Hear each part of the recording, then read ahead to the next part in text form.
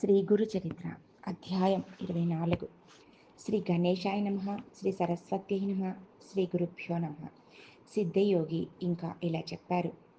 త్రివిక్రమ భారతి శ్రీ గురుని నిందిస్తున్నాడని విని రాజు ఒకరోజు స్వామితో, స్వామి, అతడు మిమ్మల్ని నిందిస్తూ ఉంటే మీరు ఊరుకుంటారేమిటి?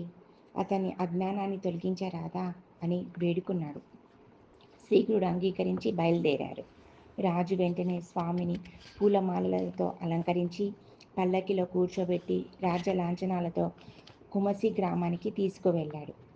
ఆ ఊరేగింపు మహా వైభవంగా కుమసి గ్రామం సమీపించే సమయానికి త్రివిక్రమ భారతి పూజ చేసుకుంటున్నాడు. ప్రతిరోజు నరసింహ అవతారం అతనికి దర్శనమిచ్చేవాడు. త్రివిక్రముడు ఆ మూర్తిని మనసులో నిలుపుకొని మానస పూజ చేసేవాడు.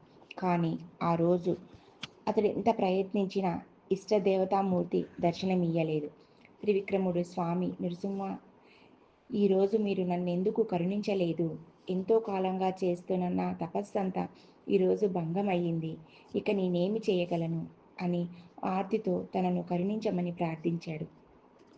వెంటనే అతని మనసులో సపరివారంగా ఆ గ్రామానికి వస్తున్న శ్రీగురుని దర్శనమై, ఇప్పుడు నేను నదీ తీరంలో ఉన్నాను, అక్కడికి వచ్చి దర్శించుకో అని దివ్యవాణి వినిపించింది. త్రివిక్రమ భారతి వెంటనే లేచి నది వద్దకు వెళ్ళాడు. కానీ అతనికి ధ్యానంలో కనిపించిన శ్రీగురుడే అక్కడ దర్శనం ఇవ్వడంతో అతడు ఆశ్చర్యపడి శ్రీగురునికి సాష్టాంగ నమస్కారం చేశాడు. మరుక్షణమే అతనికి సమస్త ప్రాణులు, రాజు పరివారము కూడా ఇతులలాగా కనిపించారు. త్రివిక్రమ భారతి నివ్వెరపోయి అంతమంది సన్యాసులలో శ్రీగురుని గుర్తించలేక, స్వామి, త్రిమూర్తి స్వరూప, వీరు అందరిలో మీ రూపమేదో గుర్తించలేకున్నాను. నాపై కృపతో మీ నిజరూపం దర్శింపచేయండి. ఇంతకాలం నేను చేసిన మానస పూజలకు సంప్రీతుడవై ఆ నరసింహ అవతారుడే మీ రూపంలో నేడు ప్రత్యక్ష దర్శనం అనుగ్రహించాడు. ఈరోజు నా తపస్సు ఫలించింది, అందువలననే మీ దర్శనం లభించింది అన్నాడు. శ్రీగురుడు సంతోషించి తమ నిజ రూపంతో కనిపించారు. అంతకుముందు కనిపించిన యతీశ్వరులు రూపాలు అదృశ్యమై వాటి స్థానంలో స్వామిని అనుసరించి వచ్చిన రాజు పరివారం కనిపించారు. స్వయంగా రాజు చేత వింజామరలతో వీచబడుతున్న శ్రీగురుని దివ్య మంగళ రూపాన్ని త్రివిక్రముడు కన్నులారా చూచాడు. అప్పుడు శ్రీగురుడు, త్రివిక్రమ, ఎవరి ధార్మికుడంటివి భ్రష్టుడని నిందించావో ఆ సన్యాసియే మేమిప్పుడే నిన్ను పరీక్షించాము. నృసింహ భక్తుడవైన నీవు మమ్ములను ఏ కారణంగా విమర్శించావు? దాంభిక లక్షణాలేమిటో తెలుసుకోవాలని వచ్చాను. నీ నృసింహుని అనుగ్రహంతో నా విషయమై నీ సంశయమేమిటో వివరించు అన్నారు. శ్రీగురుడు తన విషయమంతా వివరించి చెప్పడమే కాక ఆయన ప్రసాదించిన దివ్య దర్శనంతో పరవశించి త్రివిక్రమ భారతి శ్రీగురునికి నమస్కరించి, సద్గురుత్తమా, మీరు మానవ రూపంలో అవతరించడం వలన నేను తెలియక మూఢుని వలె ప్రవర్తించాను. నన్ను క్షమించండి. విదురుని వద్దకు, ద్రౌపది వద్దకు అనుగ్రహించవచ్చిన శ్రీకృష్ణుని వలె నన్ను అనుగ్రహించడానికై మీరే స్వయంగా వచ్చారు. మీరు సాక్షాత్తు త్రిమూర్తి స్వరూపమైన పరమేశ్వరులే.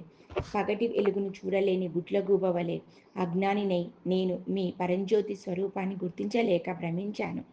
మీరు నన్ను జ్ఞానమనే నావలో ఎక్కించి మీ కృపయనే అనుకూల వాయువును ప్రసరింపజేసి ఆత్మయనే ఒడ్డు చేర్చండి. భారతంలో అర్జునునికి శ్రీకృష్ణుడు విశ్వరూపం దర్శనమిచ్చిన కథ విన్నాను. కానీ ఇప్పుడు మీ అనుగ్రహంతో మీ విశ్వరూపం ప్రత్యక్షంగా దర్శించి కృతార్థుడనయ్యాను.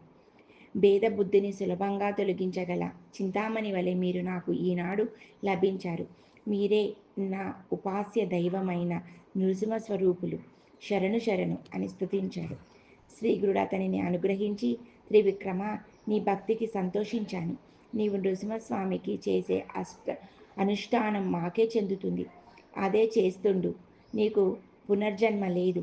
నీవు జీవన్ముక్తుడివై పరమాత్మలో ఐక్యమవ్వగలవు అని ఆశీర్వదించి త్రివిక్రమ భారతిని ఆ గ్రామంలోనే ఉండమని ఆదేశించారు.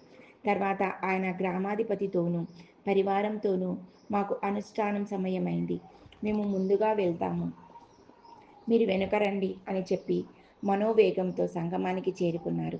తర్వాత శ్రీగురుడు స్వస్థానమైన గంధర్వపురం చేరారు. కనుక నామధారక శ్రీగురుడు భగవంతుడు కాడని, మానవ మాతృడేనని తలిచేవాడు 7 జన్మల నరకం అనుభవిస్తాడు. గురువే బ్రహ్మ విష్ణు మహేశ్వర రూపులని వేదాలు చెబుతున్నాయి. నా మాటపై విశ్వాసముంచి లోకులు శ్రీ గురుపాదాలను ఆశ్రయింతురుగాక. అందరికీ అందుబాటులో ఈ గురుకథ అనుబడు చలివేంద్రము స్థాపించాము. దీని నుండి ప్రజలు గురుకథామృతమును సేవింతురుగాక అన్నారు సిద్ధయోగి. శ్రీ దత్తాయ గురువే నమః. శ్రీ శ్రీపాద శ్రీ వల్లభాయ నమః. శ్రీ నృసింహ సరస్వత్యై నమః. ఓం శ్రీ గురుదేవ దత్త.